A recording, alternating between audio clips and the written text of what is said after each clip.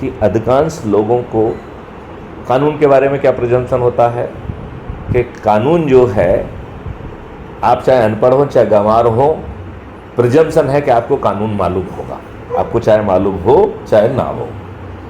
आपके हाथ से कोई अपराध घटित हो गया तो आप ये प्ली नहीं ले सकते कि साहब हमें तो नहीं मालूम था। एग्री? अब आपके अंग्रेजों के घटिया कानून में दो बड़े सेक्शन हैं। एक है सेक्शन 100 आईपीसी, जो कह रहा है कि यदि कोई आप पर हमला करता है, आप अपनी रक्षा के लिए और दूसरों की रक्षा के लिए रीजनेबल बल का प्रयोग करते हुए स्वेच्छा से उसकी मौत कारित कर सकते हैं। तो एक ही कंडीशन हुई केवल, रीजनेबल फोर्स होना चाहिए। यदि सामने वाला जो है ना लाके आपको गोली मार रहा है, डंडे मार रहा है, आपकी हत्या कर रहा है, तो चाहे वो आपकी हत्या कर रहा हो या दूसरों की हत्या कर रहा हो, आज के अंग्रेजों के घटिया कानून के तहत आपको ये अधिकार है कि आप उसकी स्वेच्छा से मौत कारित कर देंगे। लेकिन आपने कोई मर्डर नहीं किया, हत्या नहीं की, you have committed no crime, this is your right. इसको कहते हैं राइट टू सेल्फ डिफेंस। अब एक दूसरा सेक्शन है इसी आईपीसी में, जिसको हम कहते हैं 103 आईपीसी। वो कहता है कि आप अपनी संपत्ति की रक्षा के लिए और दूसरी संपत्ति की रक्षा के लिए रीजनेबल फोर्स करने के लिए आपको कानूनी हक है।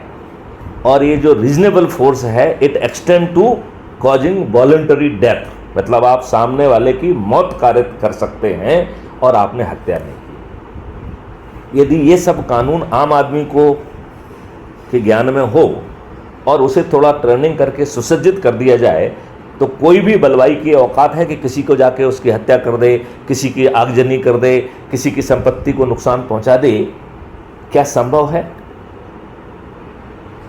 हमारे दुष्ट राजनेता तो अपने रेखा गलत में लगे हुए हैं, कैसे हमें वोट मिलेंगे, फलाना मिलेंगे, ऐसे बैठे रहते हैं, डरे हुए बैठे रहते हैं कि साहब 1000 लोग हैं, गोली चलाओ। लेकिन यदि एज्यूम करिए बांग्लादेश की यदि अपन बात ले लें कि बांग्लादेश में जो है आगजनी कर रहे हैं, घरों में घुस जा रहे हैं, महिलाओं के साथ बलात्कार कर रहे हैं, और यदि वहीं मोहल्ला के लोग अपनी अपनी गन में उनके पास हो और वो ठक ठक ठक मारना चालू कर दें, उन्हें किसी पुलिस की ज़रूरत होगी क्या?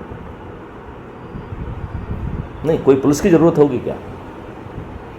क्या यदि कश्मीरी पंडितों को ये कानून का ज्ञान होता और उन्हें इसके लिए तैयार किया जाता, तो 1990 के हालात होते क्या?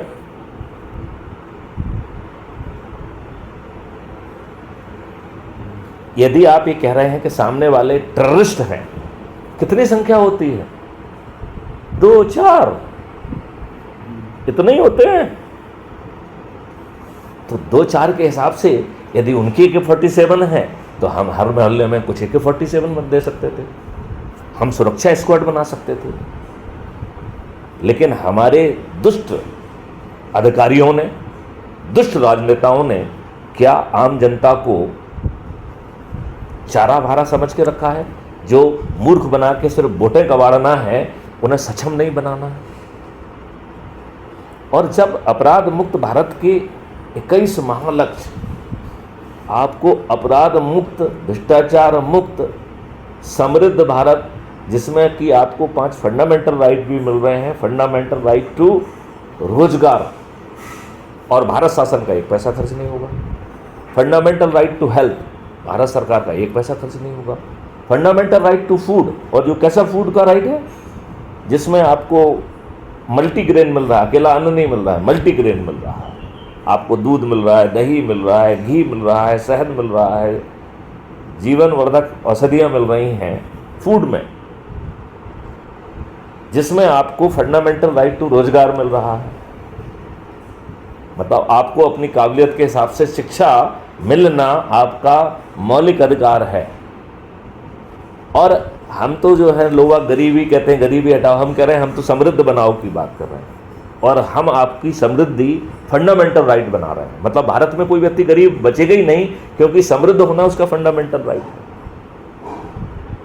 और इस प्रक्रिया में, पूरी प्रक्रिया में भारत सरकार के ऊपर कोई बोझ नहीं आ रहा है। तो भाई जिसके जेब में पैसा नहीं है, उसे वो मौलिक अधिकार कैसे मिलेंगे? क्योंकि आप साथ में ये भी कह रहे हो कि साहब कोई भी चीज़ फ्री में नहीं देंगे। तो जब कोई भी चीज़ फ्री में नहीं देंगे तो वो बेचारा गरीब व्यक्ति जिसके खीसे में पैसे नहीं है, बाप के पास पैसे नहीं हैं, उसे ये पांचों मौलिक अधिकार कैसे मिलेंगे? उसके लिए मॉडल है कि आपको जब भी पैसे की ज़रूरत है आपके अपने ही डेबिट अकाउंट से मिल जाएंगे और आपको ना किसी साहूकार के पास जाना है, ना किसी बैंक के पास जाना है। आपके पास जब आप कमाएंगे तो अपने आप जो है ना पट जाएगा। अब अज्यूम करिए आप कमा नहीं पा रहे हो तो सिस्टम आपके पास पहुंचेगा। और आज का सिस्टम क्या है, कितना दुष्ट है, वो कहता है कि इतने बज के इतने मिनट मेरे कार्यालय पे पहुंचो, नहीं तो तुम्हारे वारंट जारी हो जाएगा, दूसरे तीसरे दिन जो है ना आपकी इस तारीख को हम तुम्हारे सामने जायदाद की कुर्की कर देंगे। आज का नियम कानून नहीं करता है। क्राइम फ्री भारत का मॉडल इसके जस्ट विपरीत है। जो बैठा सिस्टम में बैठा व्यक्ति है वो विजय सिंह जी को फ़ोन लगाएगा कि विजय सिंह जी आपके इतने डेबिट अकाउंट से अभी तक जो है ना भुगतान हो गए हैं और आपके अर्निंग अकाउंट में पैसा आ नहीं पा रहा है, लगता है आप कुछ तकलीफ में हैं, हम आपको समृद्ध बनाने के लिए आपसे मिलना चाहते हैं, आप मुझे कब समय देंगे? मतलब वो आपको सम्मान दे रहा है, आपकी जगह पे आ रहा है और आपको समझ रहा है कि आपकी काबिलियत क्या है, आपकी शिक्षा क्या है, आपका हुनर क्या है, और आपके कंसल्टेशन में वो तय कर रहा है कि आपको किस दिशा में वो ले जा सकता है।